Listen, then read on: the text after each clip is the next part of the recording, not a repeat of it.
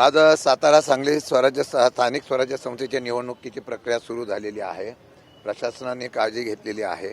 मागचा प्रकार होऊ नये याच्या संदर्भात प्रशासन सतर्क दिसते आत्ता तरी.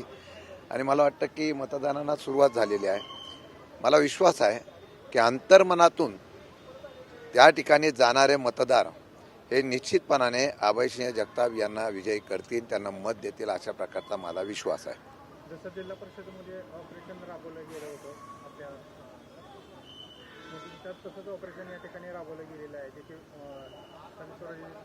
नगरसेवक जिल्हा परिषद सदस्यांना बाहेर घालवलं होतं. खरं म्हटलं तर निवडणुकीच्या आचारसंहितेचा मला ज्या नियमावली होत्या त्यामध्ये कोणाला आमिष दाखवणं, कोणाला अशा प्रकारचं बाहेर नेणं वगैरे याच्यामध्ये आचारसंहिता होते. पण बघतोय की सर्रास आपल्या चॅनल किंवा माध्यमातून सगळीकडं अशा आचारसंहितेचा न भीती घेता, निवडणूक आयोगाची धास्ती न घेता अशा प्रकारचा प्रकार चाललेला आहे. मला वाटतं की बऱ्याच मोठ्या प्रमाणामध्ये लोकांना आमिष दाखवली जाते. असे बरेच ऑपरेशन आता सध्या देशात राज्यात चालू आहे. लोकशाहीने चालू नाही. हे ऑपरेशन सध्या फक्त एवढ्याच पद्धतीने चाललं की होडा झोडा आणि सत्तेमध्ये सहभागी व्हा अशा प्रकारचं ऑपरेशन चालू आहे. आणि ते आता पंचायत समिती जिल्हा परिषदेच्या सदस्यांपर्यंत नगरपालिका सदस्यांपर्यंत पोचलं जात आहे. त्यामुळे म्हटलं लोकशाहीतून मुक्तपणाने निवडणुकीचा अधिकार सध्या राहतो का नाही, हा मतदारापासून निवडून दिलेल्या असलेल्या सदस्यापर्यंत राहतो का नाही हा प्रश्नचिन्ह आहे. राष्ट्रवादी सेनेचे 6 खासदार सोडलेले आहेत. आता नंबर आपल्या पक्षाचा लागेल अशा प्रकारची चर्चा सुरू झालेली आहे. नेमकं काय नाही, आपण याच्यावर चर्चाच करू नका. असा काय नंबर लागलेला नाही. असं आहे की मी मागेही सांगितलं होतं की 5वी बहुमत घेण्याच्या हत्यापोटी स्वतःच्या पक्षापेक्षा बाहेरची लोक आणून पक्ष वाढवणं हा फुगा आहे. ज्यावेळेला सत्तांतर होईल, लोक उठाव करतील, त्यावेळेला हे सगळा फुगा फुटेल आणि परत ती संख्या भाजपची परत 2 वर येऊ नये एवढीच मला चिंता भाजपची वाटते. कारण जो पक्षासाठी अहोरात्र कष्ट करणारा भाजपचा कार्यकर्ता असतो त्याच्या नशिबी फक्त काय येतं. परंतु मला वाटतं ऑपरेशन होतात, पण जनतेमधली चीड ही तुम्ही घालू शकत नाही. तुम्ही बघितलं असेल काल अशा प्रकारच्या बातम्या आल्यानंतर सामान्य नागरिकांमध्ये ज्या प्रकारची तीव्र भावना आहे, या भावनेचा संकट घेता काही परत फिरण्याच्या मार्गावर आहेत असं मला कळतंय. आज मी काय सांगू शकत नाही, तो त्यांचा निर्णय. परंतु आज जर बघितलं तर जनतेच्या मनामध्ये तीव्र प्रकारची नाराजीची भावना आहे. त्याचं प्रतीक हे निश्चितपणाने येणाऱ्या काळामध्ये आपल्याला पाहायला मिळेल. साहेब, आता राष्ट्रवादी काँग्रेस पार्टी असू द्या आणि बाकीच्या पक्ष असू द्या, हे विलीकरण करून काँग्रेसमध्ये सामील व्हाय अशी सोशल मीडियावरती चर्चा सुरू आहे. त्याबद्दल आपल्याला काय म्हणतात? त्या दिवशी सांगितलेलं अशा प्रकारची कुठलीही चर्चा नाही. या बातम्या उठतात, बातम्या चर्चेला येतात. मला एकच सांगावंसं वाटतं की राष्ट्रवादी विलिनीकरणाच्या बाबतीमध्ये मागेही सांगितलं, अजितदादा गटमध्ये आम्ही विलिनी करणार होता, तो विषय आम्ही आता संपवला की आता लगेच काँग्रेसमध्ये विलिनी करणार अशा प्रकारची चर्चा होते. तशा प्रकारची कुठलीही चर्चा नाही. आम्ही पक्ष म्हणून आमच्या पद्धतीने काम करणार आणि वाढवणार. तुम्ही प्रदेशाध्यक्ष शरद पवार गटाचे आहात. जिल्हा परिषद निवडणूक ही शरद पवार गटाच्या चिन्हावर न लढता अजित पवार गटाच्या चिन्हावर लढली गेली. तर कोरेगाव विधानसभा मतदारसंघातील आपले जे मतदार आहेत ते नेमके महायुतीसोबत मतदान करतील की महाविकास आघाडीसोबत? मी काय झालं यासाठी? असं आहे की अजितदादा हयात असताना मला वाटतं की आम्ही ठरवलं होतं महाराष्ट्रामध्ये तशा प्रकारे आमचे सगळे बहुतेक ठिकाणी उमेदवार हे घड्याळावर आम्ही लढवलेले होते. आता त्यांना महायुती का महाविकास आघाडी का काय, हा शेवटी मतदाराच्या स्वातंत्र्याचा विषय आहे.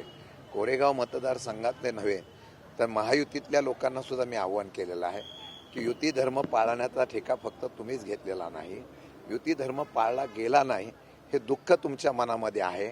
मी त्यावेळेला सांगितलं होतं की लोकशाहीच्या माध्यमातून ज्यावेळेला निवडणुका होतात त्यावेळेला महायुतीचाच अध्यक्ष उपाध्यक्ष होत असताना सुद्धा आम्ही पूर्णपणाने सहकार्य त्या उमेदवाराला करण्याचा प्रयत्न केला.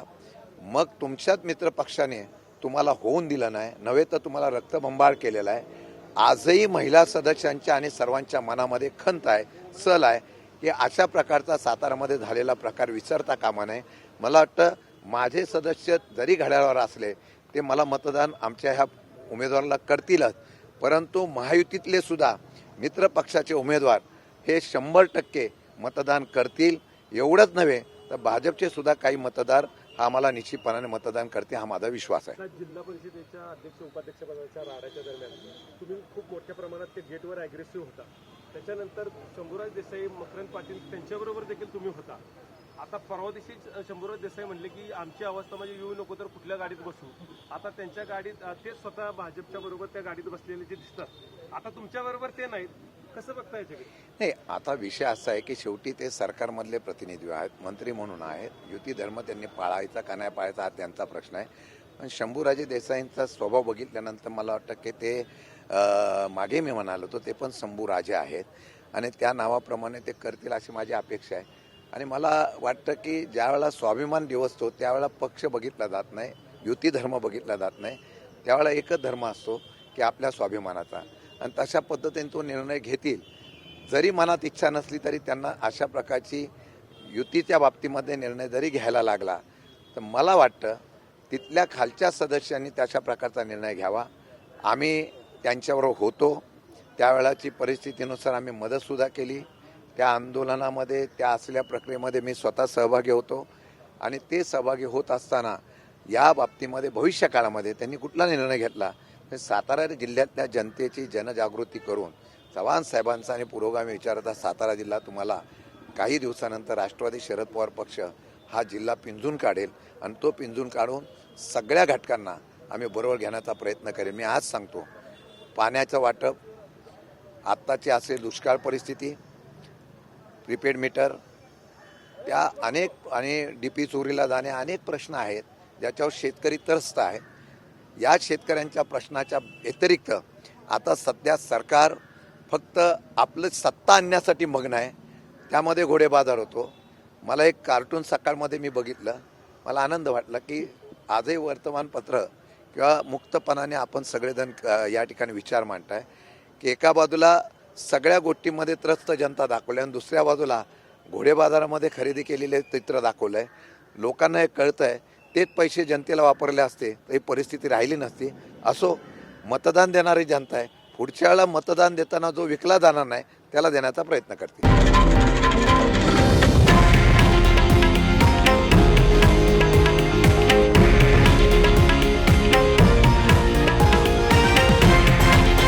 हे आहे देशातील नंबर 1 न्यूज नेटवर्क आणि आपण पाहत आहात TV9 मराठी, एकमेव.